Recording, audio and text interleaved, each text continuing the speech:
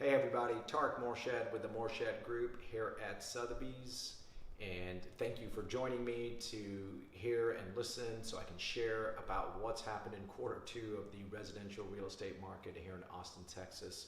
It has been a quite just an insane, truly, quarter two in the residential real estate market here, as it has been across the nation in many ways. So I'm going to share some stats, but really, generally speaking, on a high level view, coming out of quarter one and what I predicted in quarter two was that our market with COVID and everything was probably going to hold up pretty well and not take a deep dive, that maybe supply moved up to a point where the market was balanced in supply and demand. But that was probably going to be the worst of it. And interestingly enough, it's actually done even better than that. So basically, around March 15th, when COVID really hit locally and we went into shutdown, we saw about a 50% pause in the market in terms of a lot of buyers hitting pause, not understanding what was going to happen and where the market was going to go, understandably so. However, by about mid-April, and moving forward, we probably saw about half those folks re-enter the market. So in essence, about a 70 to 80% engagement of where we were at pre-COVID. Amongst other factors, what that did is that it really didn't allow supply to come down or rise much in our market. Pre-COVID, we were at about a 2-month supply, which is extremely low. Especially compared to about a 6-month supply, which is the balance point. By March 15th or so, by April 15th and moving forward, our supply of housing was still only at about 3 months. Prices did not move down, and matter of fact, there was still tons of demand in the marketplace. So again, I'll go into more detail, but that's a very high level view. The bottom line is in quarter two, the market did not slow down. It actually gained appreciation at about 3 to 4% on top of Q1, where we gained about 3%. So in total, we're up about 6% this year so far in pricing. And so it really, really beat expectations in many ways.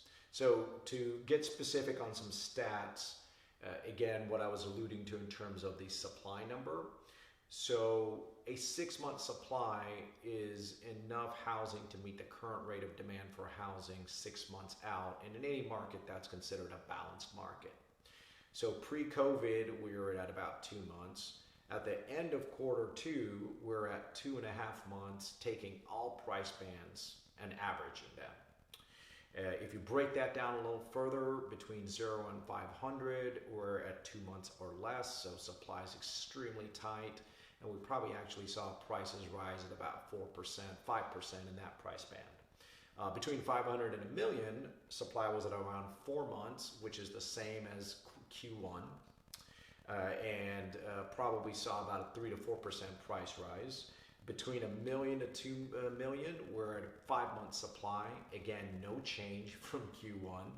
And I would even say that we saw multiple offers and prices moving up even higher in multiple offers in that price band than Q1, as well as between 2 million and above that.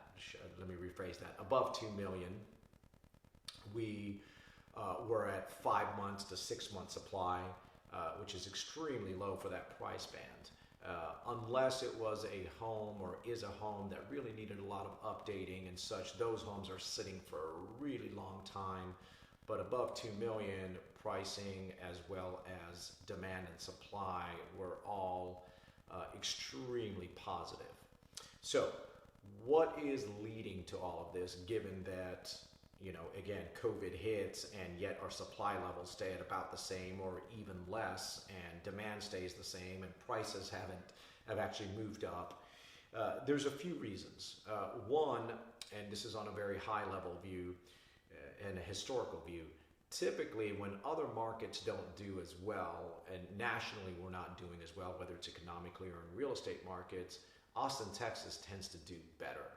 Austin, Texas actually benefits from what's happening across the country when things aren't going well. And a few reasons. One, we tend to have a little bit more opportunity and we're still more of a growth city. We're in future growth industries. And especially if your company's business here and the business environment here, as well as the talent, it's better here than on average in most cities. And so you end up actually getting more in-migration percentage-wise compared to before a downturn in Austin, Texas, as compared to in normal times. So what ended up happening in quarter two is folks from the coast have come into our market at an even higher rate than they were pre-COVID. That's especially put pressure on the 1 million and above price range, and certainly 500 and above too, but especially 1 million and above and 2 million and above, it's put even more pressure than there already was in that space. You also have companies moving here and or relocating and allowing people to work remotely. We're at 40% household numbers in terms of working remotely here pre-COVID. That's obviously moved up more, but even pre-COVID, that was a higher number. So people can work out of here and in Austin, Texas, and not have to go anywhere. So you're seeing more companies migrate talent in that way over here. The other thing has been interest rates. Interest rates are ridiculously low. Now, this is impacting all markets across the country, but certainly is a factor in Austin's market when you combine that with the even higher in-migration than pre-COVID. That's also putting pressure on the market in terms of the demand. Third, there's actually less inventory coming on the market. So sellers, because of COVID or other reasons, they're gating their properties and not bringing them on the market. So you've got demand rising from in-migration, yet you have less properties to choose from, along with interest rates also making it appealing for buyers to buy. The final thing is, and this is very specific to Austin, for better or worse, Austin's economy is on a whole very run around tech and a lot of white collar jobs. So our unemployment rate has moved up to 12%, which is probably the highest it's been in 10 years. However, by the way, that compared to national, we're about 2 to 3 points below national. But if you break that 12% down, which historically for the last 10 years, we've only been at about 3 to 4% unemployment. But if you break that down, the majority of that are in manufacturing or blue collar jobs or service industry or event related and so on, entertainment industries, etc., which is definitely causing pain points in our economy, and it's really a sad thing to see. That being said, with tech and a lot of your white collar jobs dominating the Austin economic scene, you've seen a lot less attrition there, which is also boosting and or holding up our real estate market. So those are kind of our main drivers as to why we're seeing such robust activity or prices holding up or even moving up, and why we're seeing these supply numbers where they're at. Looking ahead, what I see looking ahead is that this is going to pretty much continue through the next 2 quarters. Big picture, I think we're going to see another 3 to 5%, if not 6% appreciation over the next 2 quarters and the rest of the year. I think you're still going to see the demand from coastal buyers coming into our market, and that's going to move up more. And you're going to see more and more companies plan for moving here post-COVID, and they're already setting up talent here. Even the Tesla announcement, which was obviously a big announcement, is bringing eyes, ears, and boots on the ground to buy Austin real estate. So I think all of that's going to continue because, again, a lot of our industries, a lot of our companies here locally, or even the bigger boys such as Apple that have a lot of talent here, well, they're still in pretty good growth mode or at least stable. Hence, it's going to keep the demand in real estate up. At the same time, interest rates are going to stay low, as well as I think the supply is still not going to be at the highest level. It's still going to be gated, so there's going to be less to choose from. And then interest rates are expected to hold pretty strong the rest of the year. So therefore, that kind of translates into that 3 to 6% in high demand. I think supply levels are going to stay extremely low. I think your tier 1 properties, the wow properties, Those are still going to sell as they did in Q2, in day one, day two, multiple offers, and really going somewhere between 5 to 7% over list price.